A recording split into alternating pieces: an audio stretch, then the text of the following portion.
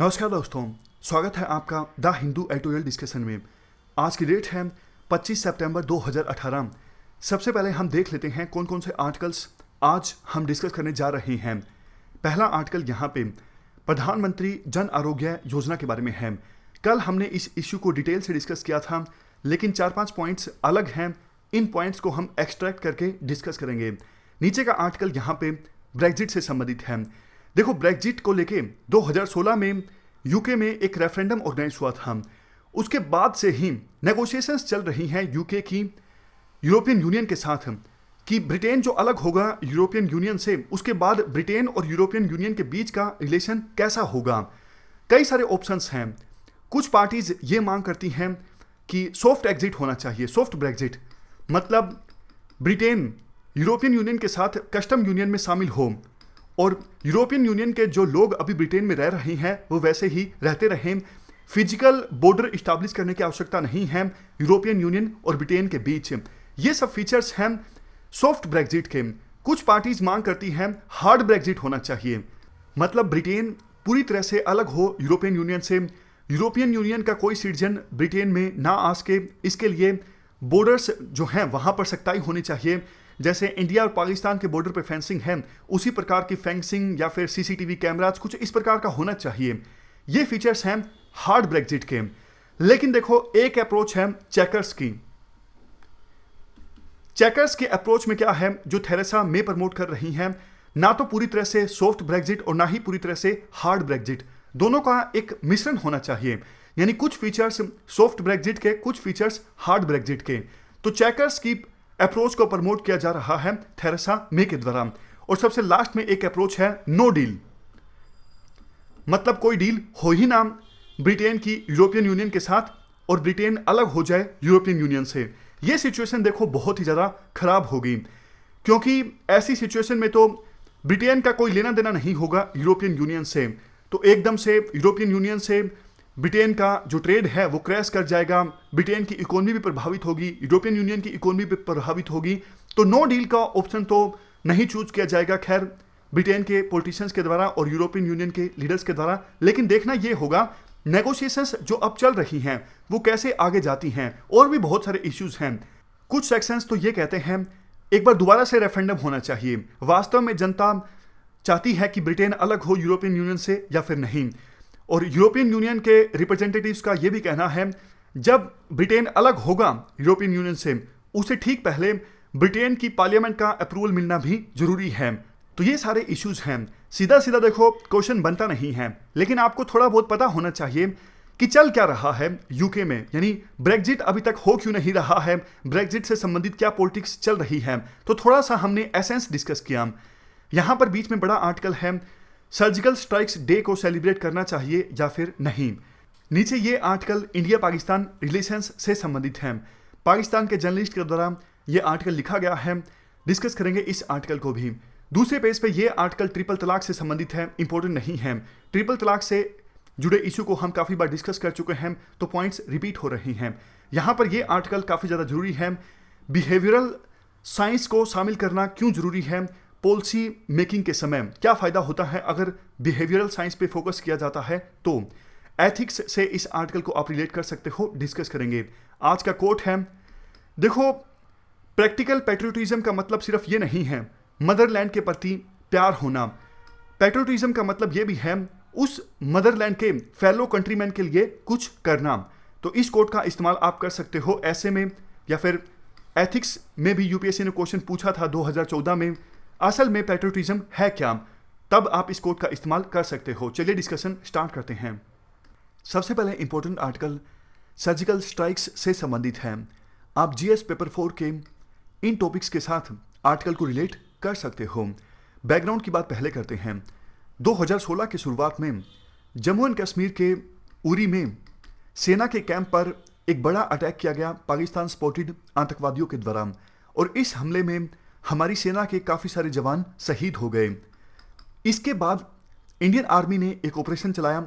भारतीय सेना के जवान एंटर कर गए पाकिस्तान अधिकृत कश्मीर में, और वहाँ पे टेररिस्ट कैंप्स जो चल रहे थे उनमें से कई सारे टेररिस्ट कैंप्स को डिस्ट्रॉय कर दिया गया इंडियन आर्मी के द्वारा।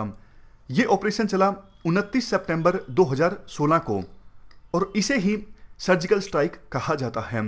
सर्जिकल स्ट्राइक का मतलब है, देखो जैसे शरीर का कोई अंग जब खराब हो जाता है तो उसकी सर्जरी होती है, उसी प्रकार से जब हमारी आर्मी ने ये ऑपरेशन चलाया, हमने सिर्फ टेररिस्ट कैंप्स को नुकसान पहुंचाया, उसके आसपास किसी भी जगह को हमने नुकसान नहीं पहुंचाया।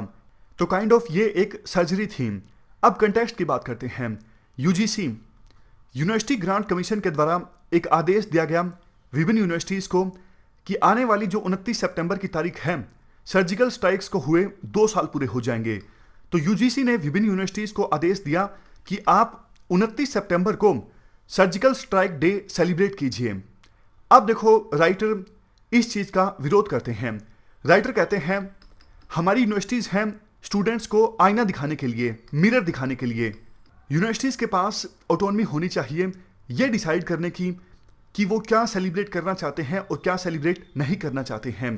तो यूनिवर्सिटीज अपने आप से डिसीजन ले, ना कि चुनी हुई सरकार के विम्स एंड फैंसीज के अकॉर्डिंग। इसके बाद देखो राइटर और भी आर्ग्यूमेंट्स देते हैं ये साबित करने के लिए सर्जिकल स्ट्राइक्स डे को सेलिब्रेट करना एक बहुत ज़्यादा अच्छा डिसीजन नहीं है, क्योंकि देखो पास्ट में हमारी आर्मी के द्वारा वाकई काफ़ी ज़्यादा इंप्रेसिव और काफ़ी सिग्निफिकेंस वाले ऑपरेशंस चलाए गए हैं। हमने उनको भी सेलिब्रेट नहीं करते, फिर सर्जिकल स्ट्राइक्स डे को सेलिब्रेट करने का क्या मतलब है। एग्जाम्पल दिया जाता है 1948 का। 1948 में क्या हुआ था, पाकिस्तान सपोर्टेड कबीलाई इलाकों के जो लोग थे वो एंटर कर गए थे कश्मीर में, और उन्होंने कश्मीर पर कब्जा करना स्टार्ट कर दिया था। काफ़ी ज़्यादा लूटपाट उनके द्वारा की जा रही थी। इसी बीच जम्मू एंड कश्मीर के राजा हरी सिंह ने इंडिया के साथ इंस्ट्रूमेंट ऑफ एक्सेशन साइन कर लिया। उसके बाद इंडियन आर्मी ने एक ऑपरेशन चलाया पाकिस्तान सपोर्टेड कबीलाई इलाकों के लोगों को खदेड़ने के लिए, और एयरलिफ्ट किया गया था उस समय भारतीय सेना के जवानों को। तो काफ़ी मुश्किल वो ऑपरेशन था। जनरल थिमैया ने कहा था कि हमें और ज़्यादा समय चाहिए, अगर हमें समय मिलता है तो हम पूरे कश्मीर से इन्फिल्ट्रेटर्स को खदेड़ देंगे। लेकिन देखो ऐसा हुआ नहीं। नेहरू उस समय यूएन में चले गए थे तो सीज फायर साइन हो गया था। कहा यह जाता है जनरल थिमैया को अगर टाइम मिलता, समय मिलता, तो आज पूरा का पूरा कश्मीर इंडिया के ही अंडर होता। खैर ये एक अलग सिचुएशन है, अलग डिबेट का इशू है।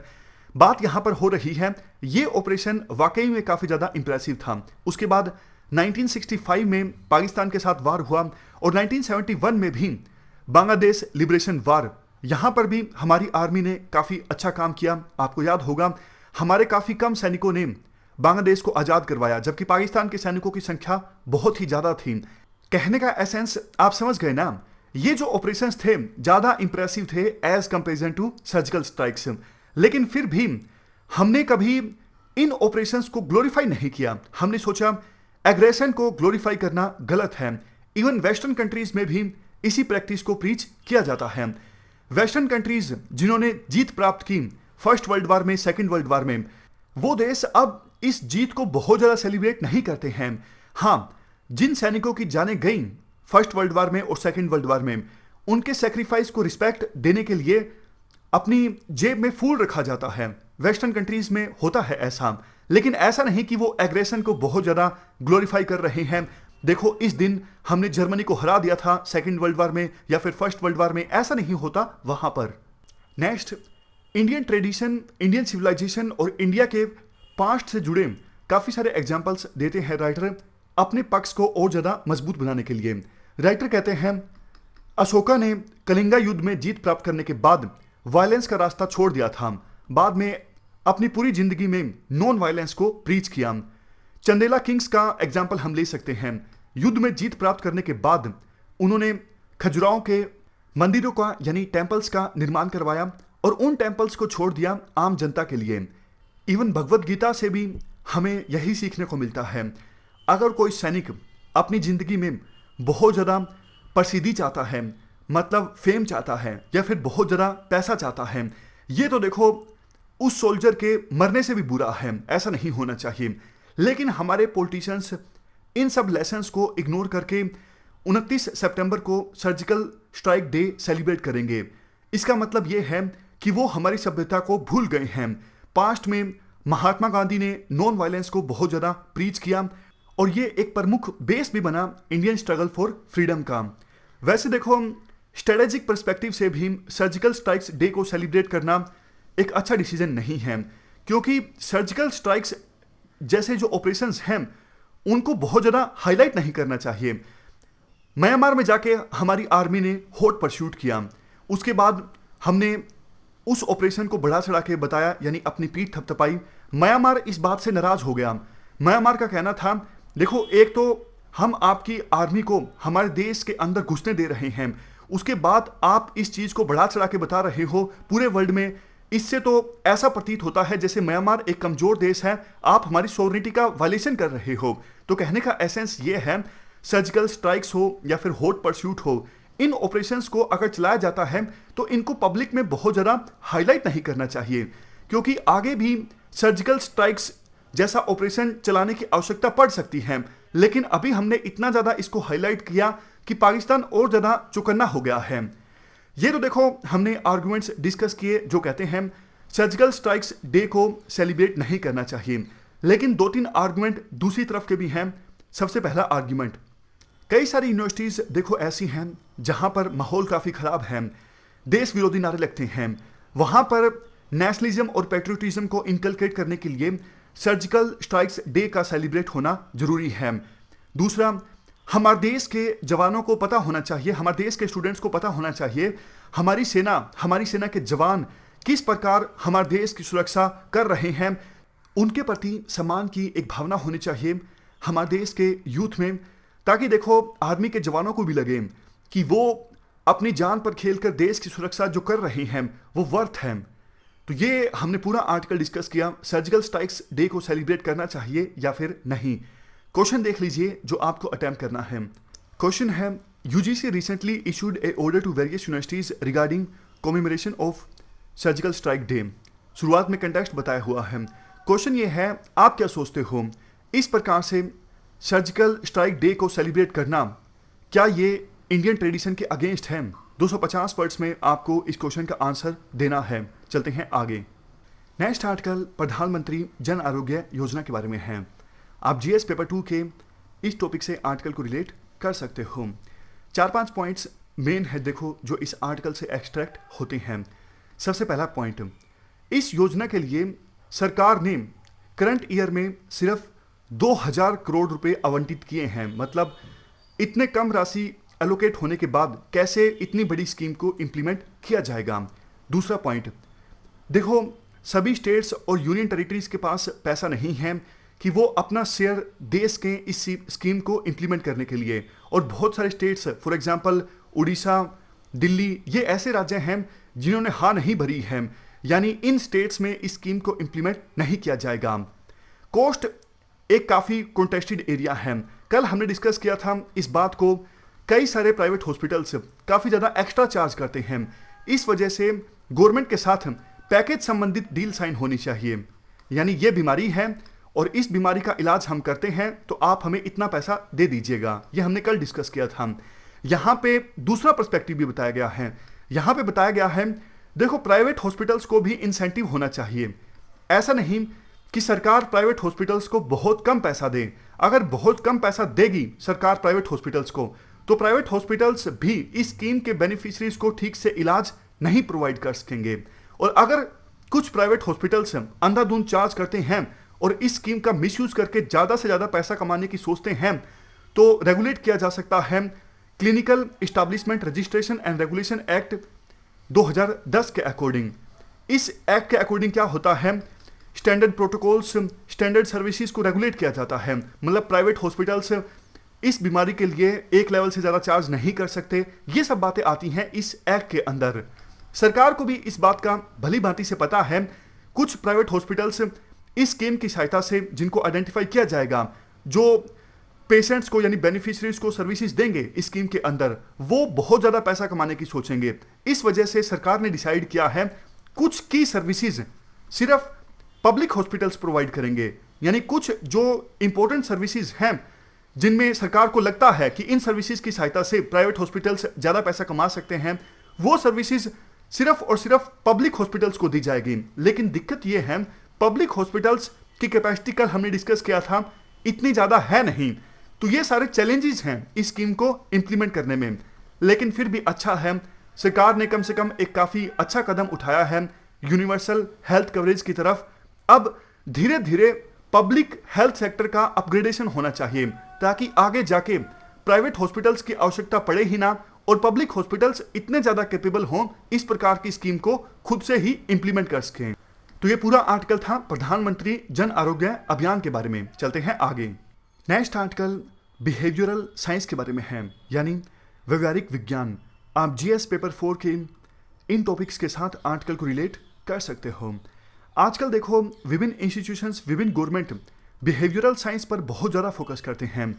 वो पार्टनरशिप करते हैं बिहेवियरल और सोशल साइंटिस्ट के साथ, कंबाइन करते हैं साइकोलॉजी, सोशियोलॉजी, एंथ्रोपोलॉजी और पॉलिटिक्स को ह्यूमन बिहेवियर को समझने के लिए, ताकि इफेक्टिव पब्लिक पॉलिसीज़ को डिज़ाइन किया जा सके, फॉर्मुलेट किया जा सके। देखो इंटरनेशनल रिसर्च से एक बात तो साबित हो गई है, अगर पब्लिक पॉलिसीज़ को फॉर्मुलेट किया जाता है बिना पब्लिक बिहेवियर को ध्यान में रखे, कितने ही अच्छी इंटेंशंस के साथ पॉलिसीज़ को फॉर्मुलेट किया गया हो और जनता का कितना ही फायदा होता हो, फिर भी रिजल्ट अच्छा सामने नहीं आता अगर पॉलिसीज़ को फॉर्मुलेट करते वक्त ह्यूमन बिहेवियर का ध्यान नहीं रखा जाता है। जैसे एग्जांपल आप ले सकते हो, सरकार पैसा खर्च कर रही है बहुत ज़्यादा टॉयलेट्स के कंस्ट्रक्शन पे। टॉयलेट्स होते हुए भी कुछ लोग बाहर खुले में शौच इत्यादि के लिए जाते हैं, यानी ओपन डेफिकेशन की प्रैक्टिस को प्रीच करते हैं। उनको पता है इससे दूसरे लोगों को नुकसान होता है, क्योंकि खुले में शौच जाने से बहुत सारी बीमारियां फैलती हैं और वो भी उन बीमारियों की जकड़ में आ सकते हैं। लेकिन फिर भी उनका बिहेवियर ऐसा है, उनके बिहेवियर को चेंज करने के लिए अगर पॉलिसी में कोई प्रावधान नहीं है तो कितना भी पैसा आप खर्च कर दीजिए स्वच्छ भारत अभियान पर, ओपन डेफिकेशन की समस्या खत्म नहीं होगी। ऐसा क्यों होता है? ऐसा देखो इसलिए होता है, आमतौर पे पहले ये विश्वास किया जाता था कि human being best choices make करता है, यानी ह्यूमन बीइंग के लिए जो सबसे अच्छा होता है उसी का चुनाव किया जाता है ह्यूमन बीइंग के द्वारा। रैशनल डिसीजंस लिए जाते हैं ह्यूमन बीइंग्स के द्वारा, लेकिन असल में ऐसा होता नहीं है। ह्यूमन बीइंग्स हमेशा रैशनल और समझदारी वाले डिसीजंस नहीं लेते हैं।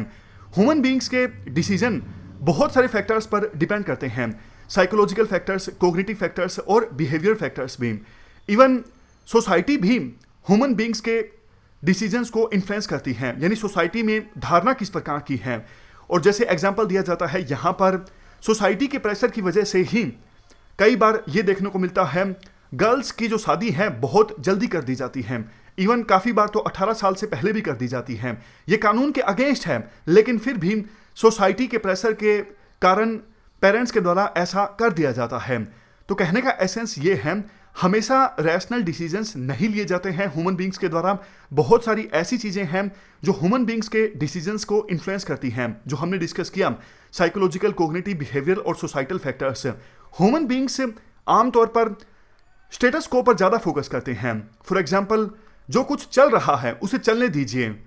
जैसे इंश्योरेंस की स्कीम ह्यूमन बीइंग्स के लिए बहुत ज़्यादा फायदेमंद होती है, लेकिन फिर भी बहुत कम लोगों के पास इंश्योरेंस कवर है। क्यों?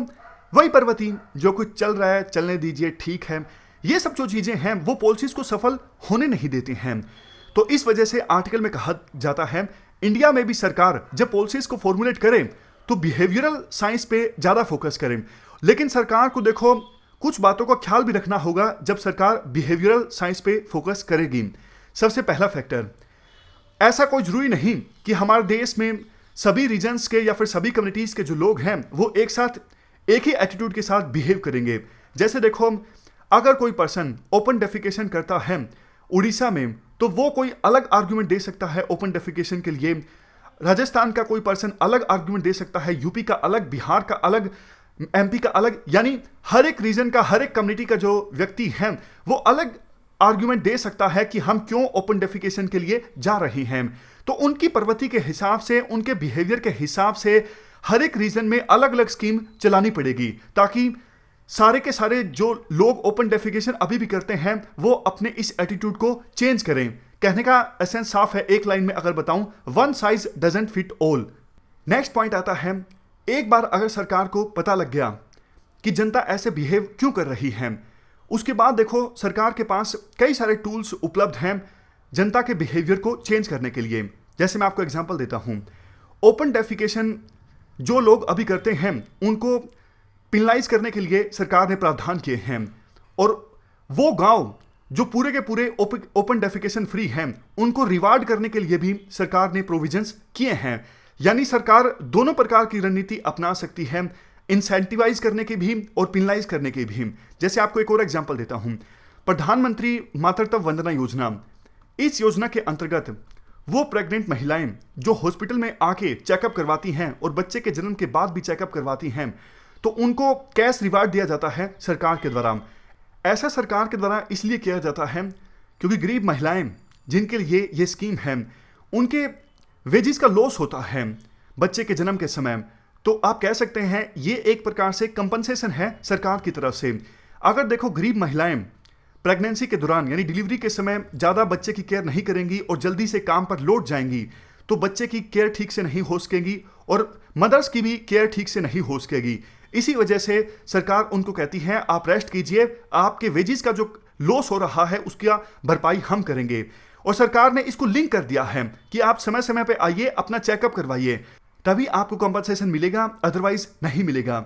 ऐसा देखो सरकार ने इसलिए किया है, अगर प्रेगनेंसी के दौरान चेकअप होता है तो मैटरनल मोर्टेलिटी रेट जो बहुत ज़्यादा बढ़ गई थी पहले उसे कम किया जा सकता है और चाइल्ड मोर्टेलिटी रेट को भी कम किया जा सकता है। इस स्कीम का काफ़ी ज़्यादा फायदा हुआ भी है क्योंकि इंसेंटिवाइज सरकार कर रही है गरीब महिलाओं को कि वो प्रेगनेंसी के दौरान अपना चेकअप करवाएं। तो ये काफ़ी अच्छी स्कीम थी। बिहेवियर पढ़ के सरकार ने इस स्कीम को फॉर्मुलेट किया और इस स्कीम का इफेक्ट भी देखने को मिल रहा है। ज़्यादा से ज़्यादा डिलीवरीज अब इंस्टीट्यूशनलाइज हो गई हैं। लास्ट में कंक्लूजन में कहा जाता है विभिन्न प्रोग्राम्स की परफॉर्मेंस को इवेल्युएट करते वक्त बिहेवियरल फैक्टर को भी कंसिडर करना चाहिए। जैसे एग्जांपल दिया जाता है मिनिस्ट्री ऑफ रूरल डेवलपमेंट के द्वारा सरकार के द्वारा विभिन्न प्रोग्राम्स जो इंप्लीमेंट किए जा रहे हैं उनको मॉनिटर करने के लिए दिशा डैशबोर्ड्स इस्टेब्लिश किए गए हैं। दिशा डैशबोर्ड्स में सिर्फ ये मॉनिटर किया जाता है कि प्रोग्राम्स की इंप्लीमेंटेशन कैसी है, सिर्फ प्रोग्राम्स की इंप्लीमेंटेशन को मेजर किया जाता है। लेकिन इन डैशबोर्ड्स में ये भी मेजर होना चाहिए ग्राउंड पे बिहेवियर चेंज कितना हो रहा है। अगर देखो इस फैक्टर को इंक्लूड किया जाता है दिशा डैशबोर्ड्स में तो विभिन्न प्रोग्राम्स की इंप्लीमेंटेशन को और ज़्यादा बेहतर बनाया जा सकता है लोगों के बिहेवियर के अकॉर्डिंग, और ये एक गेम चेंजिंग होगा। पूरा आर्टिकल डिस्कस किया हमने बिहेवियरल साइंस के बारे में। क्वेश्चन देख लीजिए जो आपको अटेम्प्ट करना है। India can benefit from the use of behavioural insights in policy decision making. India को देखो बहुत ज़्यादा फायदा होगा अगर पॉलिसी डिसीजन मेकिंग में बिहेवियरल इंसाइट्स को शामिल किया जाता है। इस स्टेटमेंट पे आपको कमेंट करना है 150 वर्ड्स में। एथिक्स का ये क्वेश्चन है। चलते हैं आगे। Next article India Pakistan relations से संबंधित है। जीएस पेपर 2 के इस टॉपिक से आप आर्टिकल को रिलेट कर सकते हो। राइटर के द्वारा कहा जाता है प्रधानमंत्री मोदी ने खत लिखा था इमरान खान को उनके प्रधानमंत्री बनने की बधाई देते हुए। बदले में इमरान खान ने खत लिखा भारत के प्रधानमंत्री को और गुजारिश की न्यूयॉर्क में 2 देशों के विदेश मंत्रियों की मुलाकात होनी चाहिए। सब कुछ अच्छा चल रहा था और भारत ने इस प्रपोजल को एक्सेप्ट भी कर लिया था। लगने लगा था जैसे इंडिया और पाकिस्तान के बीच एक बार फिर से डायलॉग होगा, क्योंकि इमरान खान ने जो खत लिखा था उसमें काफ़ी सारे इश्यूज मेंशन थे। इवन टेररिज्म का नाम भी मेंशन था। आमतौर पे देखो इंडिया के द्वारा ये कहा जाता है इंडिया बातचीत करना चाहता है पाकिस्तान से टेररिज्म के इशू पर। इंडिया कहता है कि पाकिस्तान बार बार टेररिज्म को प्रमोट करता है हमारे देश में और इसी वजह से रिश्ते इंप्रूव नहीं हो पाते हैं इंडिया और पाकिस्तान के बीच। लेकिन पाकिस्तान के द्वारा इस आर्गुमेंट को नकार दिया जाता है। पाकिस्तान गवर्नमेंट का कहना होता है जम्मू एंड कश्मीर में जो टेररिज्म है उसमें पाकिस्तान का कोई रोल नहीं है। लेकिन फिर भी इमरान खान ने कहा था अपने खत में कि हम टेररिज्म के ऊपर भी बातचीत को तैयार हैं। इंडिया ने एक बार तो इस प्रपोजल को एक्सेप्ट कर लिया था लेकिन बाद में रिजेक्ट कर दिया, क्योंकि जम्मू एंड कश्मीर में पाकिस्तान सपोर्टेड टेररिस्ट के द्वारा 3 पुलिसमैन की हत्या कर दी गई थी और बुरहान वनी को जो कि एक मिलिटेंट है उसको ग्लोरीफाई करने के लिए पाकिस्तान के पोस्टल डिपार्टमेंट ने स्टैंप्स जारी की थी। ये आर्गुमेंट्स इंडिया की तरफ से दिए गए। राइटर जो कि पाकिस्तान के एक जर्नलिस्ट हैं उनका कहना है देखो, इमरान खान जब विपक्ष में थे वो नवाज शरीफ पर बार बार एक आरोप लगाते थे कि मोदी का यार गद्दार। वो बार बार एक ही बात बोलते थे कि पाकिस्तान के प्रधानमंत्री जो नवाज शरीफ हैं वो मोदी के साथ मिलकर काम कर रहे हैं, अपने इंटरेस्ट के लिए काम कर रहे हैं, पाकिस्तान के इंटरेस्ट के लिए काम नहीं कर रहे हैं। सज्जन जिंदल जो कि एक उद्योगपति हैं, 2017 में वो पाकिस्तान की यात्रा पर गए थे रिलेशंस को इंप्रूव करने के लिए। सज्जन जिंदल की उस विजिट का भी काफ़ी ज़्यादा क्रिटिसिज्म किया गया इमरान खान के द्वारा। लेकिन इमरान खान जब प्रधानमंत्री बने तो उन्होंने अपनी एक स्पीच में कहा, अगर इंडिया एक स्टेप लेता है तो हम 2 स्टेप्स लेने के लिए तैयार हैं। एक बार तो कुछ लोग ये भी कह रहे थे इमरान खान प्रधानमंत्री मोदी को इनवाइट कर सकते हैं शपथ ग्रहण समारोह के लिए, लेकिन ऐसा नहीं हुआ। बाद में नवजोत सिंह सिद्धू जो गए इमरान खान के शपथ ग्रहण समारोह में, उन्होंने गले लगाया पाकिस्तान के आर्मी चीफ को और एक बड़ी कंट्रोवर्सी जनरेट हो गई। देखो, अब इंडिया ने बातचीत को जो रिजेक्ट किया, अगर सीधा सीधा बातचीत को रिजेक्ट किया होता तो कोई बहुत बड़ा इशू भी शायद नहीं क्रिएट होता। बातचीत को रिजेक्ट करते वक्त भारत के फॉरेन ऑफिस ने कहा कि इमरान खान का असली चेहरा बेनकाब हो गया है। इसके बाद इमरान खान के द्वारा भी एक ऐसा ट्वीट किया गया जो कि प्रधानमंत्री मोदी को गलत लाइट में प्रेजेंट करता है। उनको ऐसा ट्वीट नहीं करना चाहिए था। उन्होंने कहा कि मेरा सामना अभी तक ऐसे लोगों से हुआ है पूरी ज़िंदगी में जो लोग छोटे हैं लेकिन बड़े ऑफिस में हैं। ये ट्वीट काफ़ी ज़्यादा गलत था, उनको ऐसा ट्वीट बिल्कुल भी नहीं करना चाहिए था। उसके बाद हमारे आर्मी चीफ ने एक ऐसी स्टेटमेंट दी और बदले में पाकिस्तान के आर्मी की तरफ से भी रिटालिएशन हुआ। कहने का एसेंस ये है, एक बार के लिए लग रहा था बातचीत स्टार्ट हो सकती है। खैर, बातचीत तो स्टार्ट हुई नहीं, टेंशन्स और ज़्यादा बढ़ गई हैं इंडिया और पाकिस्तान के बीच। 27 तारीख को यूनाइटेड नेशंस जनरल असेंबली की मीटिंग है, वहाँ पे और भी ज़्यादा चिंगारियाँ देखने को मिल सकती हैं, यानी इंडिया और पाकिस्तान की तरफ से एक दूसरे के अगेंस्ट और भी ज़्यादा स्टेटमेंट्स देखने को मिल सकती हैं। तो इस आर्टिकल में इतना ही है। ये थी हमारी आज की डिस्कशन। आज हमने 4 आर्टिकल्स पे फोकस किया। सबसे पहले हमने डिस्कस किया सर्जिकल स्ट्राइक्स डे को सेलिब्रेट करना चाहिए या फिर नहीं। दूसरे नंबर पे प्रधानमंत्री जन आरोग्य योजना के बारे में हमने डिस्कस किया। तीसरे नंबर पे हमने डिस्कस किया बिहेवियरल साइंस के बारे में। और चौथे नंबर पे हमने डिस्कस किया इंडिया पाकिस्तान रिलेशंस के बारे में। Thank you very much for discussion.